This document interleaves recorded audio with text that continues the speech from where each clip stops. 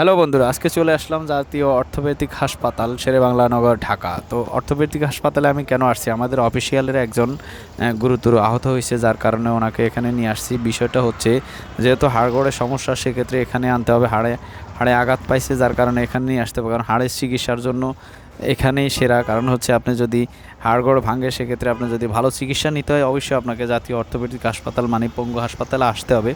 তো আপনি পঙ্গু হাসপাতাল আসলে মূলত এখানে শেরেবাংলা নগরে অবস্থিত।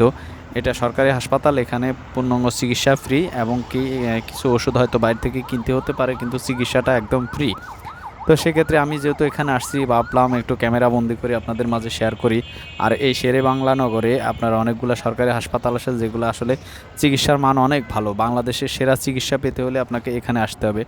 আপনি যদি হাড়গোড় ভাঙার জন্য চিকিৎসা নিতে হয়, তাহলে জাতীয় অর্থোপেডিক পঙ্গু হাসপাতালে আসতে হবে। আর যদি আপনি চোখের চিকিৎসা নিতে হয়, তাহলে জাতীয় চক্ষু হাসপাতাল আসতে হবে। চক্ষু হাসপাতালটাও আপনার এই যে দেখুন, ওই যে দেখাচ্ছি আমি আপনাদেরকে, জাতীয় চক্ষু হাসপাতালটাও এই অর্থোপেডিক হাসপাতালের সামনেই, মানে পঙ্গু হাসপাতালের সামনে। তো সেক্ষেত্রে যেহেতু আমি পঙ্গুতে আসছি, ভাবলাম যেহেতু কাজের ক্ষেত্রে এখানে আসছি, এটা ভিডিও করে আপনাদের মাঝে শেয়ার করার চেষ্টা করি। তো আমি আসলে ভিডিওটা শ্যুট করতেছি মূলত আপনাদের মাঝে তুলে ধরার জন্য। তো এই যে দেখুন, এটা হচ্ছে অর্থোপেডিক হাসপাতাল, আর পাশে তো চক্ষু হাসপাতাল, সেটা আপনাদেরকে দেখাইছি।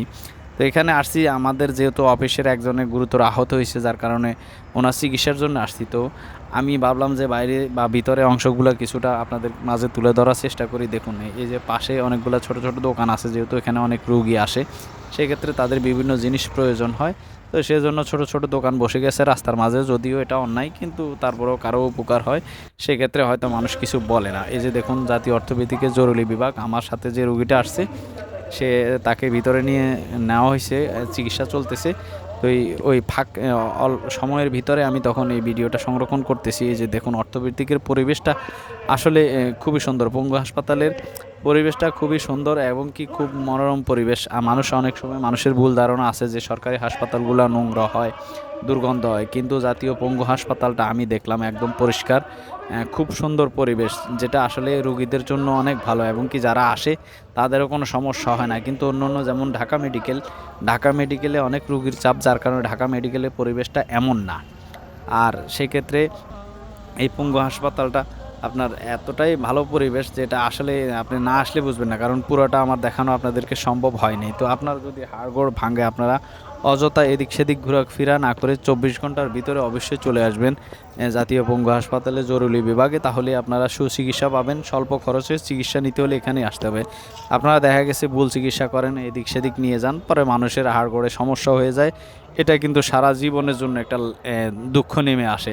তো অবশ্যই আপনারা চেষ্টা করেন ভালো চিকিৎসার জন্য। আর এই শেরেবাংলা নগরে শুধু যে এই পঙ্গু হাসপাতাল না, এই শেরেবাংলা নগরে জাতীয় হৃদরোগ হাসপাতাল আছে, তারপরে আপনার কিডনি হাসপাতাল আছে, শহীদ সরোয়ার্দী মেডিকেল কলেজ আছে। আপনারা যদি ভালো মানের চিকিৎসা নিতে হয়, শেরেবাংলা নগর আসবেন। আসলেই যে কয়েকটা হাসপাতাল আছে, আপনারা পেয়ে যাবেন। এমনকি এই অর্থোপেডিকের কাছাকাছি আছে আপনার নিউরোসায়েন্স বলতে মানুষের যে ব্রেনের যে সমস্যাগুলো, ব্রেন স্ট্রোক করে, সেই হাসপাতালটাও এখানে পাশে সরকারি। এবং কি তবে আপনাদেরকে একটু ধৈর্য সহকারে, সরকারি হাসপাতালগুলোতে চিকিৎসা নিতে হলে সবাইকে একটু ধৈর্য সহকারে কষ্ট করে চিকিৎসা নিতে হয়। কিন্তু আপনি একটা জিনিস বুঝতে হবে, যে সরকারি হাসপাতাল হচ্ছে এখানেই সেরা চিকিৎসা, কিন্তু এটা মানুষ হয়তো ধৈর্য হারা হয়ে যায়, যার কারণে চিকিৎসা নিতে পারে না, বিভিন্ন প্রাইভেট হসপিটালগুলোতে যায়। এখন বাংলাদেশের প্রত্যেক মানুষের অর্থনৈতিক অবস্থা সমান না, সেক্ষেত্রে সবাই কিন্তু অর্থনৈতিকভাবে স্বাবলম্বী না। তো যারা নিম্ন শ্রেণী আছে, আমার মতো যারা আছে, অবশ্যই আপনারা সরকারি হাসপাতালগুলো ট্রাই করবেন যে কোনো চিকিৎসার জন্য। এবং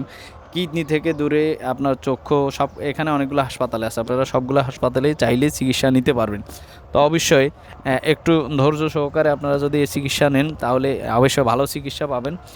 মানুষের কথা শুনে এদিক সেদিক ছোটাছুটি না করাটাই বেটার। কারণ হচ্ছে, আপনি যদি একটু কষ্ট করে বা যারা জানাশোনা আছে তাদেরকে নিয়ে চলে আসেন, ঢাকার বাইরে হোক যেখানে হোক, সেখান থেকে আসলে ভালো চিকিৎসা পাবেন। ধন্যবাদ সবাইকে।